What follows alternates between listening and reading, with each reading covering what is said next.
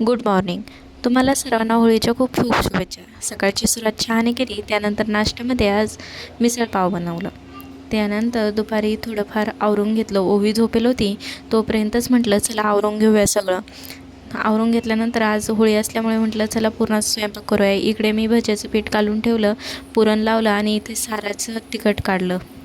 म्हटलं कसं थोडीफार तयारी केली की मग आवरल्या जातं. त्यानंतर इथे पटापटा आवरायला घेतलं. ओवी उठली होती म्हणून तिच्यासाठी इथं मी चिकू शेक बनवायला घेतला. इथे चिकू शेक तयार झालेला आहे. खरंच म्हणजे इतका अप्रतिम लागतो, टेस्ट केलीत खरंच सुंदर लागतो. बघू शकता इथे किती सुंदर प्रकारे ते त्याच्यात थोडासा मी बर्फ ॲड केला थंड लागण्यासाठी. त्यानंतर इथे पुरण परतायला घेतलं आणि पुरण तयार करून ठेवलं. म्हटलं कसं एकदा पुरण झालं की मग बाकीचं स्वयंपाक करायला सोपं जातं. इथे मसाले मी भाजून घेतले, खडे मसाले, बाकीचे मसाले ते मिक्सरमधून काढून घेतले.